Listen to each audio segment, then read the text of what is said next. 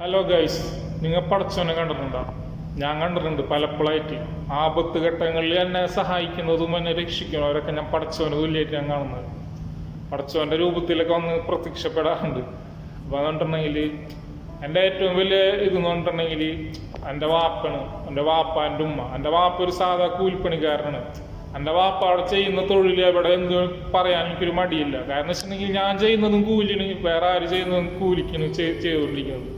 അതിപ്പോൾ സർക്കാർ ജോലി ആയിട്ടുണ്ടെങ്കിൽ ശരി, എന്ത് ജോലി ആയിട്ടുണ്ടെങ്കിൽ ശരി, കൂലിക്ക് വെറുതെ അല്ലല്ല കൂലി തന്നെ കിട്ടുന്നത്. അപ്പോൾ കൂലിപ്പണി എന്ന് പറയുന്നുണ്ട് ഒരു മടിയില്ല, എനിക്ക് അതിലുള്ള അഹങ്കാരം തന്നെ ഉള്ളൂ. എന്നിട്ടുണ്ടെങ്കിൽ എൻ്റെ വാപ്പ ഫസ്റ്റ്, എൻ്റെ ചെറുപ്പത്തിലൊക്കെ ഫസ്റ്റ് മീൻ കച്ചവടമായിരുന്നു സ്റ്റാർട്ടിങ്. പിന്നെ അത് കഴിഞ്ഞിട്ട് ഇവൻ്റെ താബുകെട്ടുണ്ട്. എന്താ പറയുക, താബുകെട്ട് നിങ്ങളുടെ നാട്ടിൽ എന്താ പറയുക എനിക്കറിയില്ല. ഞങ്ങളുടെ സിമെൻറ്റ് കെട്ട താബുകെട്ട എന്നൊക്കെ പറയും. ഞാനൊക്കെ 7ാം ക്ലാസ്സിൽ 6ാം ക്ലാസ്സിലൊക്കെ പോകുന്ന സമയത്ത് വാപ്പ നല്ല പൊരി വെയിൽ തിന്നിട്ട് താബുകെട്ടൊക്കെ അടിങ്ങനെ കാണാം. ആ സമയത്തൊക്കെ നമുക്ക് കാണുമ്പോൾ പ്രത്യേകിച്ചൊന്നും തോന്നുന്നില്ല, നമ്മളെ പ്രായതല്ലേ.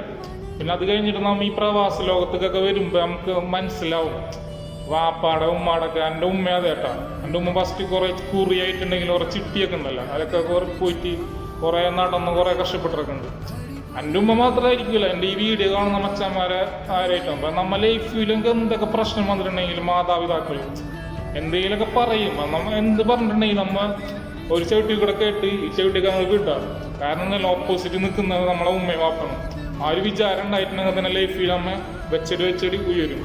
ഇപ്പം ഞാൻ കുറച്ച് ഡൗണാണ്, പക്ഷെ എൻ്റെതായ ഒരു ദിവസം വരും. ഞാൻ അതിനുവേണ്ടി വെയിറ്റിംഗ് ആണ്.